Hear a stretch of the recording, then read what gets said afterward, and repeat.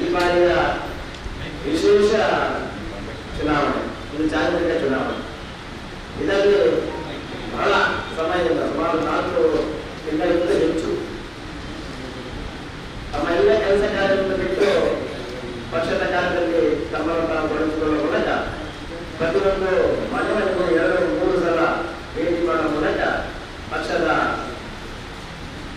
ಕಾರ್ಯಗಳನ್ನ, ನಮ್ಮ ಅಭ್ಯರ್ಥಿಗಳ ಬಗ್ಗೆ, ನಮ್ಮ ಪಕ್ಷದ ಬರುವಂತಹ ಯೋಜನೆಗಳು ಇದೆಲ್ಲವನ್ನ, ಕೇಂದ್ರ ಸರ್ಕಾರದ ಯೋಜನೆಗಳು ಇದೆಲ್ಲವನ್ನ ಸಾರ್ವಜನಿಕ ತಿಳಿಸುವ ಮೂಲಕ ಅಗತ್ಯಿಸಿ ಉಳಿದಂತ ಕಾರ್ಯಕರ್ತರಿಗೆ ನಾನು ನಿಮ್ಮ ಮೂಲಕ ಅಭಿನಂದನೆ ಸಲ್ಲಿಸ್ತಾ ಇದ್ದೇನೆ.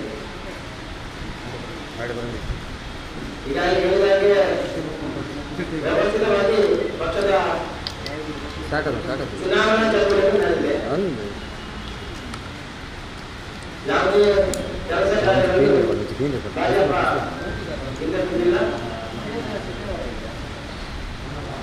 ಇಡೀ ನಮ್ಮ ಜಿಲ್ಲೆಯಲ್ಲಿ ಎಲ್ಲ ಮೂಲೆ ಮೂಲೆಗೂ ಈ ಒಂದು ಕಾರ್ಯಕ್ರಮವನ್ನ ಪಕ್ಷದ ರಾಷ್ಟ್ರೀಯ ನಮ್ಮ ನಾಯಕರು, ಅದರೊಟ್ಟಿಗೆ ಕಾರ್ಯಕರ್ತರು ಎಲ್ಲರೂ ಈ ಸಂದೇಶವನ್ನು ಮುಂದಿಸುವಂತಹ ಕೆಲಸವನ್ನು ಮಾಡಿದ್ದಾರೆ.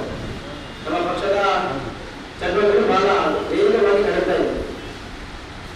ಮಧ್ಯದಲ್ಲಿ ನಮ್ಮ ರಾಷ್ಟ್ರೀಯ ನಾಯಕರುಗಳು, ರಾಜ್ಯ ನಾಯಕರುಗಳು ಭೇಟಿ ಕೊಟ್ಟಾಗ ಇನ್ನೂ ಹೆಚ್ಚಿನ ಒಂದು ಚಾಲನೆ ಸಿಕ್ಕಿದೆ. ವಿಶೇಷವಾಗಿ ಕೇಂದ್ರದ ಸಚಿವರಾದ ರಾಜನಾಥ್ ಸಿಂಗ್ರು,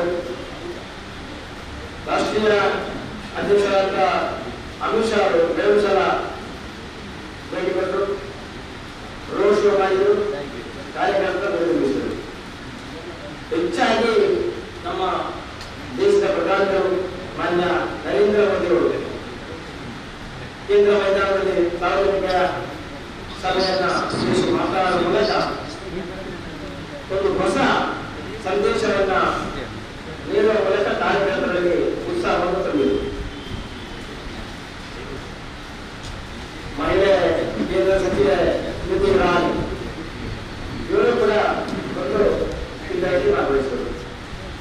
ಯೋಗಿ ಆದಿತ್ಯನಾಥ್ ಅವರು 2 ಸಲ ಇವತ್ತು ಬರ್ತಾರೆ, ಮತ್ತೆ ಸುದ್ದಕ್ಕೆ ಬಂದಿದ್ದಾರೆ. ಇವತ್ತು ಬಂಟ್ವಾಳಕ್ಕೆ 3 ಗಂಟೆಗೆ ಬಂಟ್ವಾಳಕ್ಕೆ ಪತ್ರಗೋಷ್ಠಿಯಲ್ಲಿ ಭಾಗವಹಿಸ್ತಾರೆ. ಹಾಗೆ ನಮ್ಮಲ್ಲಿ 2 ಪಕ್ಷದ ಜಿಲ್ಲೆಯ ನಾಯಕರು ಓಂ ಪ್ರಕಾಶ್ ಮಾಥೂರ್ ಮತ್ತು ಡಾಕ್ಟರ್ ಮಹೇಂದ್ರ ಸಿಂಗ್ ಅವರು ಕಳೆದ ಕೆಲವಾರು ದಿನಗಳಿಂದ ಇಲ್ಲಿ ಠಿಕಾಣಿ ಓಡಿ ಪಕ್ಷದ ಜಿಲ್ಲೆಯ ಪ್ರಮುಖರನ್ನ ಹಾಗೂ ಕಾರ್ಯಕರ್ತರನ್ನ ಹುಡುಕಿಸುವ ಮೂಲಕ ಪಕ್ಷದ ಕಾರ್ಯಕ್ರಮವನ್ನು ಇನ್ನೂ ವೇಗವನ್ನು ಹುಡುಕಿಕೊಂಡ ಕೆಲಸವನ್ನು ಮಾಡಿದ್ದಾರೆ.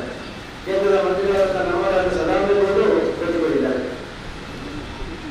ಪಾರ್ಲಿಮೆಂಟ್ ಸದಸ್ಯರು ಮೀನಾಕ್ಷಿ ಲೇಖಿ ಇವರು ಬಂದು ಇಲ್ಲಿ ಮಹಿಳೆಯರನ್ನ ಉದ್ದೇಶವನ್ನು ಮಾತಾಡುವ ಮೂಲಕ ಮಹಿಳೆಯರು ಒಂದು ಜಾಗ್ರತೆಯನ್ನ ಮೂಡಿಸಿದ್ದಾರೆ. ನಮ್ಮ ರಾಷ್ಟ್ರೀಯ ವಕ್ತಾರ, ಇನ್ನೊಬ್ಬರು ವಕ್ತಾರರಾದಂಥ ಸಂದೀಪ್ ಪಾತ್ರ ಅವರು ಕೂಡ ಪತ್ರಿಕಾಗೋಷ್ಠಿ ನಡೆಸಿದ್ದು, ಅಲ್ಲದೆ ಸಂವಾದವನ್ನು ನಡೆಸುವ ಮೂಲಕ ಒಂದು ಪಕ್ಷದ ಚಟುವಟಿಕೆಯಲ್ಲಿ ವಿಶೇಷವಾದಂತಹ ಕೆಲಸ ಮಾಡಿದ್ದಾರೆ. ಇದರ ಪರಿಣಾಮವಾಗಿ ಇವತ್ತು ಜಿಲ್ಲೆಯಲ್ಲಿ ಎಲ್ಲ ಕಡೆಗಳು ಕೂಡ ಕೇಸರಿ ಮಯ ಆಗುವಂತಹ ಸ್ಥಿತಿ ನಿರ್ಮಾಣ ಆಗಿದೆ. ಪಕ್ಷದ ವತಿಯಿಂದ ನಡೆಯುವಂತಹ ಎಲ್ಲ ಕಾರ್ಯಗಳು, ಹಲವಾರು ರೋಡ್ ಶೋಗಳು ನಡೆಯಿತು. ಎಲ್ಲ ರೋಡ್ ಶೋಗಳಲ್ಲಿ ಕೂಡ ಜನಜಂಗುಳಿ ತುಂಬಿ ಹೋಗಿತ್ತು. ಪಕ್ಷದ ಕಾರ್ಯಕರ್ತರಂದ್ರೆ ಸಾರ್ವಜನಿಕರು ಕೂಡ ಹೆಚ್ಚಿನ ಸಂಖ್ಯೆಯಲ್ಲಿ ಭಾಗವಹಿಸುವ ಮೂಲಕ ಬಿಜೆಪಿಗೆ ನಮ್ಮ ಪೂರ್ಣ ಬೆಂಬಲ ಇದೆ ಪ್ರದರ್ಶಿಸುವ ಕೆಲಸ ಮಾಡಿದ್ದಾರೆ. ಮೊನ್ನೆ ಕೇಂದ್ರ ಮೈದಾನ ನಡೆದ ಸಾರ್ವಜನಿಕ ಸಭೆ ಇಷ್ಟವರೆಗೆ ಎಲ್ಲಿ ನಡೆದಿಲ್ಲ. ವಿಶೇಷವಾಗಿ ಈ ಸಭೆಗಳಲ್ಲಿ ನಡೆದ ಸಭೆಗಳಲ್ಲಿ ನಂಬರ್ 1 ಸಭೆಯಿಂದಾಗಿ ನಮ್ಮ ರಾಷ್ಟ್ರೀಯ ನಾಯಕರಲ್ಲಿ ಹೇಳುವಂತಹ ಕೆಲಸ ಮಾಡಿದ್ದಾರೆ. ಕಾರಣ ಇದೆಲ್ಲ ನೋಡಿದಾಗ ದಕ್ಷಿಣ ಕನ್ನಡ ಜಿಲ್ಲೆಯ ಜನತೆ ಇವತ್ತು ಭಾರತೀಯ ಜನತಾ ಪಾರ್ಟಿಯ ಬೆಂಬಲಕ್ಕೆ ಗಟ್ಟಿಯಾಗಿ ನಿಂತಿದೆ ಎಂಬುದನ್ನು ಸೂಚಿಸುತ್ತದೆ. ಎಲ್ಲ ಚಟುವಟಿಕೆ ಪರಿಣಾಮವಾಗಿ ಭಾರತೀಯ ಜನತಾ ಪಾರ್ಟಿ ದಕ್ಷಿಣ ಕನ್ನಡ ಜಿಲ್ಲೆಯ 8 ಕ್ಷೇತ್ರಗಳಲ್ಲಿ ಜಯಬೇರಿ ಗಳಿಸುವ ಮೂಲಕ ಒಂದು ಹೊಸ ಚರಿತ್ರೆಯನ್ನೇ ನಿರ್ಮಾಣ ಮಾಡಲಿಕ್ಕಿದೆ ಎಂಬ ವಿಶ್ವಾಸ ನಮಗೆ ಬರ್ತಾ ಇದೆ.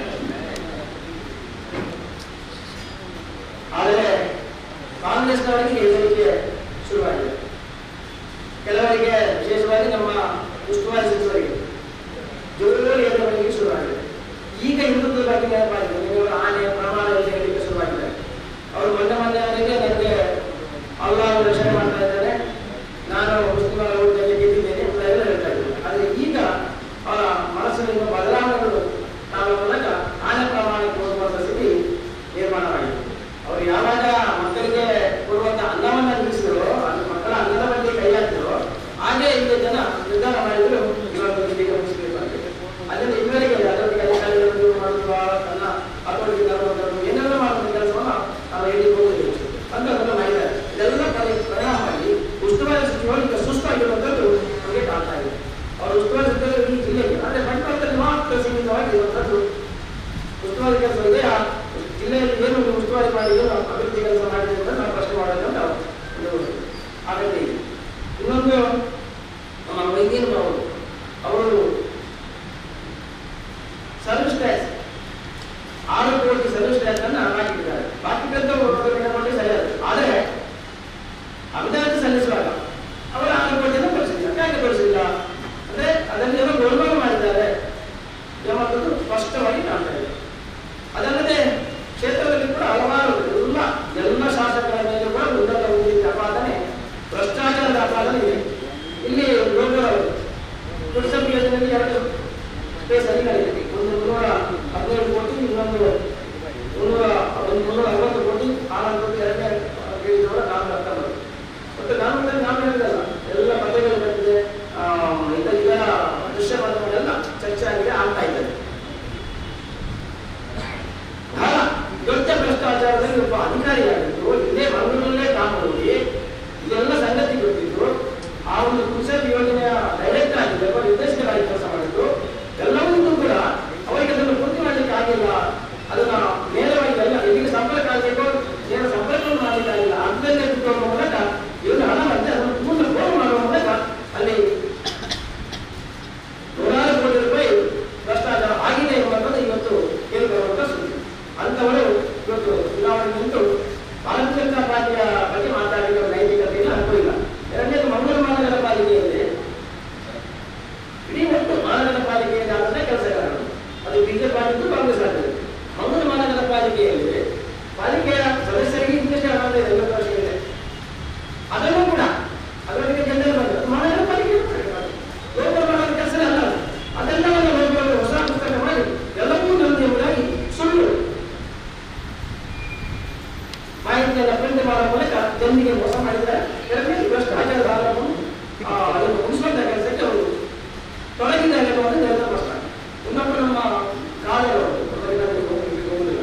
ಅವರು ಎಷ್ಟು ಸುಳ್ಳುಗಾರ ಅಂತಂದ್ರೆ ಪ್ರತಿಯೊಂದು ಶಬ್ದವೂ ಸುಳ್ಳು. ಆದ ಆ ಒಂದು ಇಲಾಖೆಯ ಮಂತ್ರಿ ಆಗಿದ್ದು ಎಲ್ಲವೂ ಸುಳ್ಳು, ಯಾವುದನ್ನು ಸರಿ ಮಾಡುವ ಕೆಲಸ ಮಾಡಿಲ್ಲ. ಈ ರೀತಿಯಾಗಿ ಮತ್ತೊಬ್ಬ ತುಡಗದ ಶಾಸಕರು ಅವರು 1 ಮತ್ತು 2 ಮತ್ತು ಪ್ರಯತ್ನಿಸ್ತಾರೆ. ಈ ರೀತಿ ಶಾಸಕರುಗಳು ಈ ರೀತಿ ವ್ಯವಸ್ಥೆ ಮಾಡಿದ್ರು ಅಂತವೇ ನಮ್ಮ ಜಿಲ್ಲೆ ಸಹಿಸಿಕೊಳ್ಳಿ. ಆದರೆ ಈ ಬಾರಿ ಸ್ಪಷ್ಟವಾದಂತಹ ನಿರ್ದೇಶನ ಎಲ್ಲ ಕೊಂಡಲ್ಲಿ ಮಾಡ್ತಾ ಇದೆ. ಇವತ್ತು ಭಾರತೀಯ ಬಗ್ಗೆ ಕಾರ್ಯಕರ್ತರು ಗುರುತಿದ್ದಾರೆ, ಅವರು ಹಿಂದೆ ಬರುವ ಕೆಲಸ ಮಾಡಿದ್ದಾರೆ. ಅಂತವರಿಗೆ ಗೆಲ್ಲಿಸಬೇಕು. ನಮ್ಮ ಹಿಂದಿನ ಸರ್ಕಾರ ಯಡಿಯೂರಪ್ಪ ಸರ್ಕಾರ ಇರುವಾಗ ಬೇರೆ ಬೇರೆ ಯೋಜನೆಗಳನ್ನು ಬರಲಿಕ್ಕೆ ತಂದಿದ್ದಾರೆ, ಅದು ನಿಲ್ಲಿಸುವಂತ ಕೆಲಸ ಆಗಿದೆ.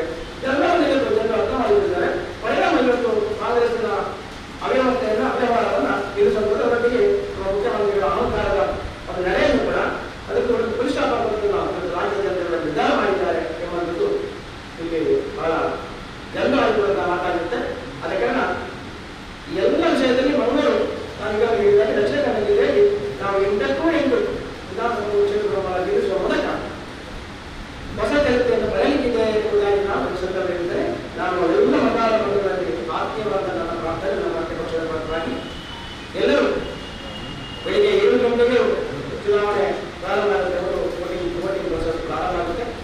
ಎಲ್ಲರೂ ಬೇಗ ಎದ್ದು ದಯವಿಟ್ಟು ಮತದಾರ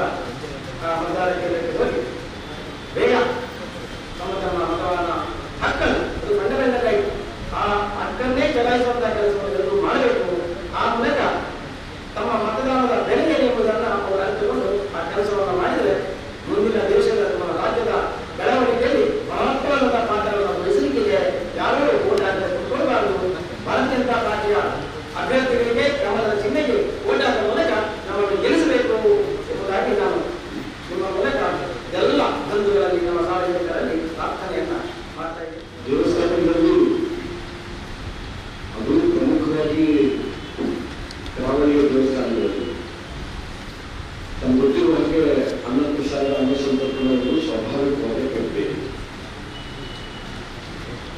ಈ ಅನ್ನದಾಸೋಹ ಅಥವಾ ಮಧ್ಯಾಹ್ನ ಬಿಸಿಯೂಟ ಕೊಡೋದಕ್ಕಿಂತ ಮುಂಚೆ ಉಡುಪಿಯ ಕೃಷ್ಣಮಠದಿಂದ ಸುತ್ತಮುತ್ತಲಿನ ಶಾಲೆಯ ಮಕ್ಕಳಿಗೆ